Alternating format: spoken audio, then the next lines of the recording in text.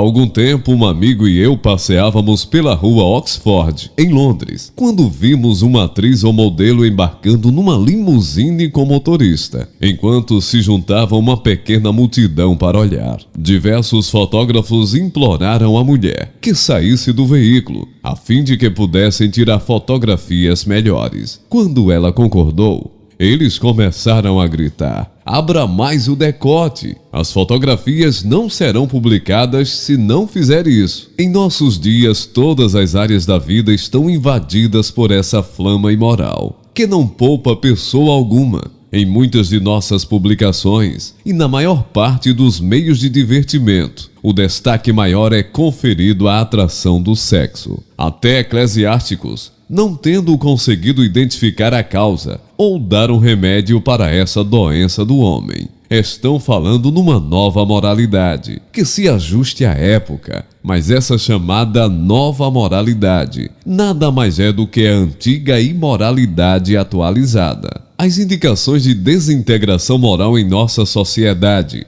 aparecem por toda parte. Um senador me declarou recentemente: todas as vezes que designamos uma comissão para investigar qualquer coisa, encontra-se um ninho de víboras. Parecemos ter voltado aos dias de Noé e completado todo o ciclo que Jesus profetizou que ocorreria, ao dizer: "Pois assim como foi nos dias de Noé, também será a vinda do Filho do Homem." Mateus capítulo 24, versículo 37. Reafirmou a narrativa encontrada no Antigo Testamento de uma desintegração social e moral, tão pronunciada que Deus permitiu a destruição do mundo pelo dilúvio, no tempo de Noé. Disse também que a história moral se repetiria e que essa mesma desintegração moral seria característica era imediatamente anterior do final da história, como a conhecemos. Examinando a produção cinematográfica de Hollywood, vamos negar que o cinema está mais sujo do que antes? Mas não chamam isso de sujeira, chamam de realismo.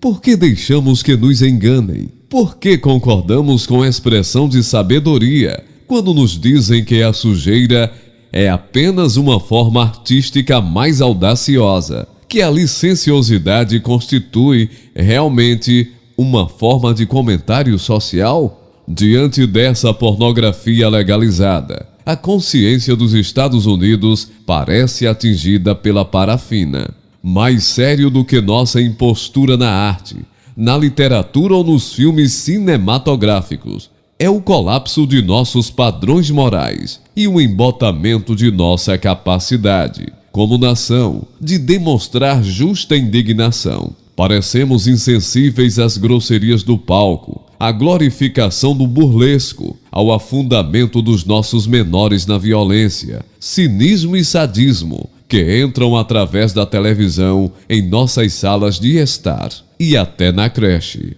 Ficamos estonteados diante da literatura de bordel, que abarrota as nossas listas de best-sellers, com novelas obscenas que se desenrolam em prostíbulos. Um elemento de administração de certo jornal teve a coragem de pedir à seção de livros que deixasse de dar publicidade à literatura moralmente recusável na lista de best-sellers. Somos acusados de deformar os fatos. Mas que fatos? Aos fatos da imoralidade, da degeneração e da glorificação da prostituição. Não são fatos exclusivamente americanos, pois poderiam cobrir de vergonha as bandeiras de quase todas as nações do mundo. A obsessão do sexo sempre foi a marca de civilizações em decadência, quando os povos e pessoas perdem o rumo, o propósito, a vontade e os objetivos, bem como a fé.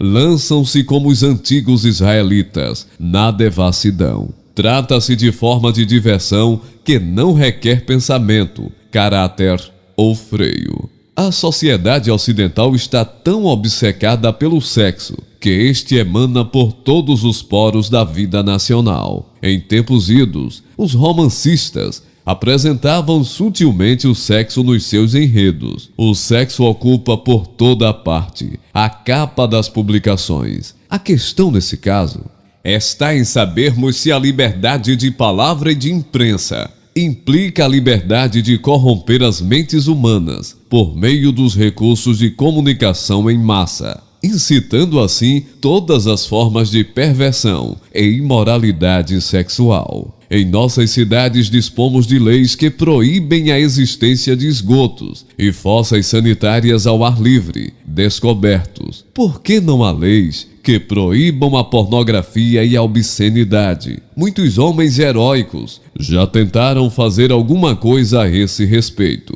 mas esbarraram até na definição da palavra obscenidade. Quando não conseguimos acordo sobre o comprimento de um palmo, é porque perdemos nosso padrão de medida. Ninguém conseguiu ainda apresentar coisa melhor do que o padrão de medida moral dado ao homem nos 10 mandamentos. A pornografia é tudo aquilo que apresente luxúria, de modo a criar pensamentos e desejos impuros. Os esgotos, no entanto, continuam a transbordar, destruindo a fibra moral de nossa sociedade, até que se tenham tornado a maior ameaça à nossa segurança. O chamado realismo artístico, que constitui ao mesmo tempo orientação e finalidade de parte da indústria cinematográfica na Europa e nos Estados Unidos, aumenta a podridão, a imundícia, a pornografia que estão envenenando a nossa juventude. Não é de admirar que os jovens estejam ficando sexualmente maduros aos 16 anos de idade. Estamos corrompendo a imaginação e o bom gosto de toda uma geração. O amor é pervertido numa concupiscência de Sodoma.